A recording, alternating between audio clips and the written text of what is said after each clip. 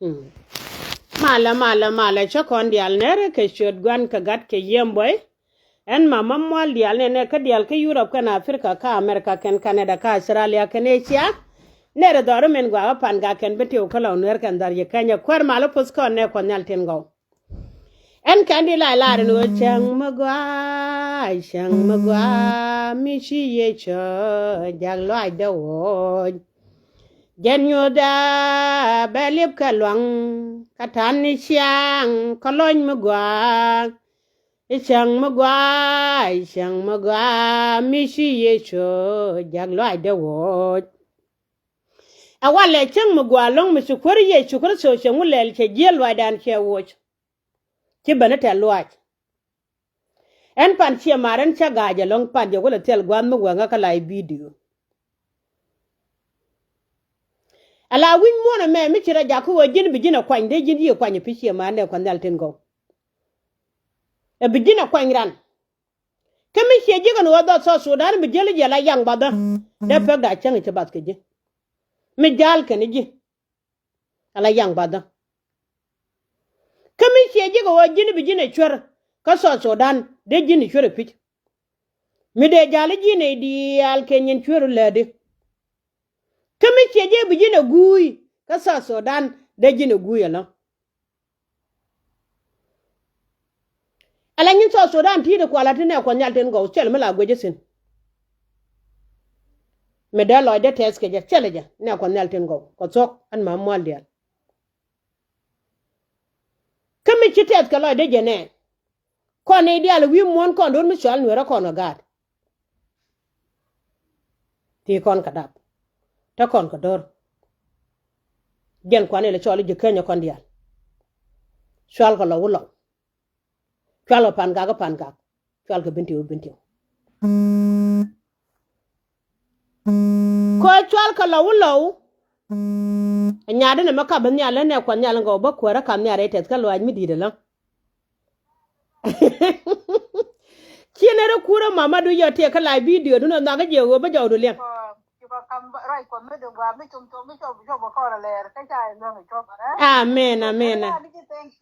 Amen. Chala de te. Gwalang chala te nya da man gwa. Ta gwalang. Ala wo me de ko no gwa me de ko no sukti ni dangwan. Ka dur mi chale nuer. Gwi ra du yo ran kon nyal. Gad binti o chale binti ko community ke lew. Ka gad binti o. Miti amde soro ko binti amde de binti ko min da ro kabene na ka tekel ka loy kel no kel ala gat pan ga kan di al tole jizira kelo miti amde dor pan ga amde dag da kan chon kel ala gat pan ga community pan ga wi miti ga mede ben gwa me ko lo nuer da ga lo nuer di al da ko ro kabene miti amde do lo nuer mede je dak da ga lo go chung la ga lo nuer chane la no won kon gad jikay mi jini gwi ji atamane ka jang de chwale jang warap shuka la jang warap tel nuer kan to pode nga nuer kila mi da kala ro nuer me go tel de chikana da lat kan jang warap mi jini bi bor ko ponchene didin chwale ma kweliat ente jwela la de jiyo de ye jagala wo shuka la gad bor ko sel nuer me da kana so pode nga kel mi jini wi ka ganye ti di chali jangok ti jiyo go di da jangok ti ne di ka je kan ngok to kon ne ka ngok ti kon ka ne na ka re kon go ro kon en go chung kan la jangok ti karo dek mi jini nyogo ro du jiya ta bon wi ka jang ta garang di ka je gwas ken dan wan del chung kan ka la ka lo kel ngoda ko ro man wer bai ta ku benda ga se ngoda ko ro ma kon ga nwere da dun kwera da dun yone abrana laran kwa sopo no kuma pan meche ku bane che ku nyuro te mar mene ne wida moy ne ke bi da me dare kum da me gadgan me ta wana twar ko je me kwela twar mete na loy de ke kuma jan dong ta ga da ka jang kuma na to la ne na kan cheng no me da twar kan me ne la da nyun kuma ka ko kuma cha nyot ko no gwayo kuma da ko ne ri swale jang chine yang chen yan wore ka cha ne chune na gwante kare la lar gi chen ko ga da ko nyal pot chen ko nya ga da ko nyal te ga do rek en te rien mo gwa mala te loy da kariot ku yen don to de chale chieng naw mala no ga long mala ngale yu de kare da mo le de ko nyare leb du chen ko ko la ri ne gwa wuri chare ma chare ke ne ka ba ka lon chen ko ga da ko nyal pot je kela re ri ni ko don wo jin te ka ngadu ko bijak ka ko nyal yen pot je ne dia la ngaben gwi to ka live video de ne me ko nyal pot je ga kan na ga ya ka loy de me dit na ga ya ka loy doran ko ni ri chale no ra ende jo yen gad bin tiyo chonga la gad bin tiyo mitie mi de bin tiyo me ro ka ban ka loy ken gi chal nga dang ne yen ga lo nuor me chonga la ga lo nuor ko cha wi lai rom ngat chong te di ram pai sha yo bra me da ne ku le cha ken nyam charo kol ban yo ga cha ko ko dit cha ne dang raw ra me chi cha chenga dan che ja ga da jam cha ban yo ga cha ga mama mwal dial Jawayan la reja na ila reja panga kala reja binti o kala reja ayut icheng ya de pel wej binti o chaparan iyan la reja na de la reja gad kir kala reja burcher kala reja netinat icheng ya de pel wej panga chaparan iyan la reja na ila reja panga kala reja binti o kala reja ayut icheng ya de pel we law nwer ya paran iyan la reja na ila reja gad kir kala reja burcher kala reja netinat icheng ya de pel we gan kir ya paran ala wi ko nang wan to ngada ko no falga to ada garo bene chung no ke media ibe chon kel ke ku menang man kana gwan e bun mi duang mi din mi cher ke kun poj ko shiot ban ko ni ke jie die ni ke kun poj e be bala ro re ma chari bi lat kon ji kon ne cher fakir wo ba lon mi kan ko de ko la ro ba lon cha ba lon ende ji jok kar we gwara kan kon chim bi chuk yan ko da ngamadan kon gad bi chuk dole me mata ka sejene me chala pot kanga nga jen go yene jin yene lambus ko mi chara ko wi de ko nyal kene pinyi lalar ke ganne chen ko do ba ka lon kine nge kon wori di ene ko de tan yalla bi la ro la jen ko jen ko den gwa ta lok dial te ga tedede cha kon jone de jan wan jene de jan wan wi da bada kene jen ma wan wi da baraw te cha kamrat gi ay go te chela do ngode cha ga daga kadori jen baket bi de ngwana nga chiane no tam mi chukor kap kai wo ken nyenya na ter gan wara kan ne konde kel kel ani kan ter kor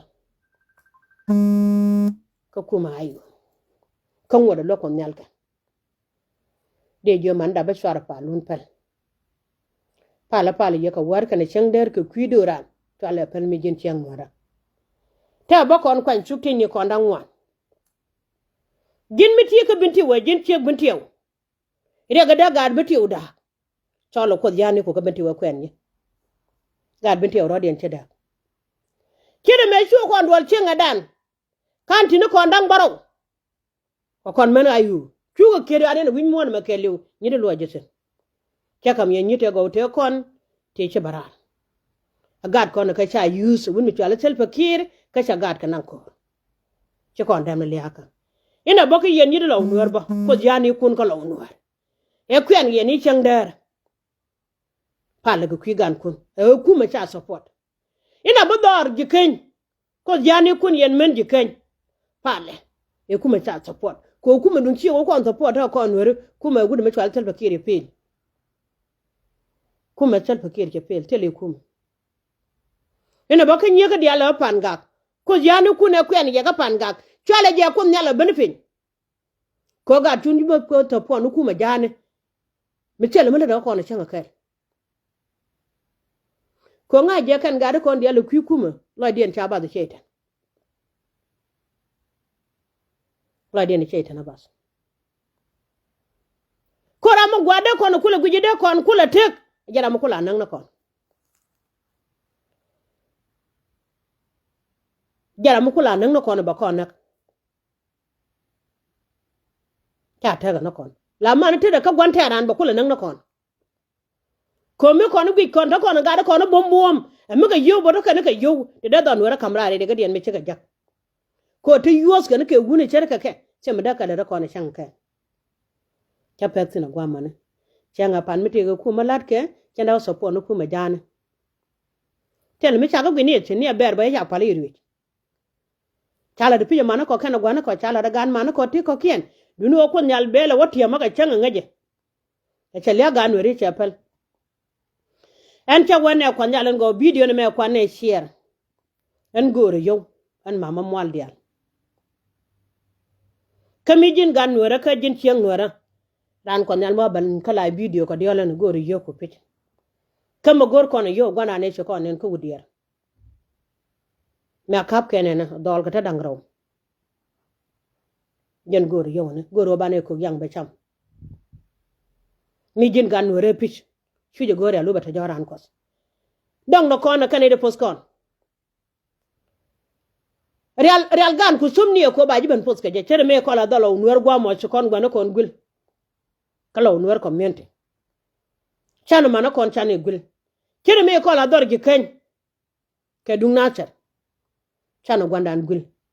me moje ke moite go te kon go ngeje ta ga gad me tore wo bugat ke je wonen ke media mi jin gan wora ma dong loju go retendu etenu ci pak pot gad ko ke dungwanda jen go lada en baben jongni ye chano gwandan chane pos ko pot je gena kana medit yo ko dangwal somne ka la yang ka gwandit ba ko yang bane ne ke media ba dole no ke media dole change te ci gwandan te ci akap ci kan gwandan kam ne nyal bi lu ke media bana gwandan bane banen yenena gwandan go reten ke ji